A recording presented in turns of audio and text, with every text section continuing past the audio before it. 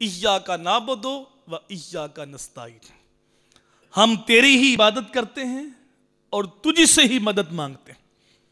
तेरे अलावा किसी को पूछते भी नहीं, तेरे अलावा किसी से मांगते भी नहीं।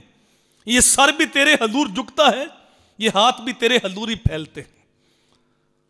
बंदा अपनी वफादारी बयान कर रहा है कि तेरे अलावा किसी से नहीं मांगते, तेरे अलावा किसी को नहीं पूछते, अल्लाह के अलावा किसी को सजदा जायज नहीं।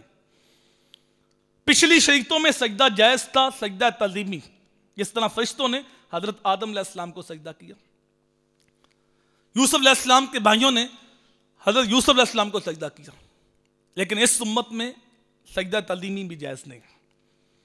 हजूर तशरीफ फरमा थे सहाबा के दरमियान, तो एक सहाबी हाजिर हुए, अर्ज की या रसूलल्लाह मेरा ऊंट दीवाना हो गया है, पागल हो गया। तो हजूर उठे, उस सहाबी के साथ चलने लगे। जब बाग का दरवाजा खोला गया तो ऊंट भागा हजूर की तरफ। सहाबा कहते हम डर गए कि कहीं वो ऊंट हजूर को नुकसान ना पहुंचाए। लेकिन हमने क्या देखा, ऊंट आया और उसने हजूर के कदमों में सजदा कर दिया, अपना सर मेरे नबी के कदमों में रखा। जब ऊंट ने सजदा किया तो साहबा ने अर्ज की या रसूल अल्लाह ये जानवर होकर सजदा करते हैं, तो हम ज्यादा हक रखते हैं आपको सजदा करें, हम तो इंसान हैं। तो मेरे हजूर ने फरमाया अल्लाह के अलावा किसी को सजदा जायज नहीं है। अगर अल्लाह के अलावा किसी को सजदा जायज होता तो मैं बीवी को हुक्म देता वो शोहर को सजदा करे। चूंकि अल्लाह के अलावा किसी को सजदा जायज नहीं है, इसलिए मैं बीवी को भी हुक्म नहीं दे रहा कि वो अपने शोहर को सजदा करे। तो किसी पीर को किसी दरबार पे जाके सजदा करना यह जहालत है और यह गुनाह कबीरा है। सजदा तज़ीमी भी इस शरीयत के अंदर हराम है। तो अल्लाह के अलावा किसी के आगे सर नहीं झुकाना चाहिए और अल्लाह के अलावा किससे मदद भी हम नहीं मांगते। एक है हकीकी मदद, वो अल्लाह के अलावा कोई नहीं कर सकता, और एक है मजाजी मदद, वो जिस तरह आप एक दूसरे से चीज मांग लेते हैं, कर्जा मांग लेते हैं, किसी से गाड़ी मांग ली, ये मदद मांगना है और ये मजाजी तौर पे।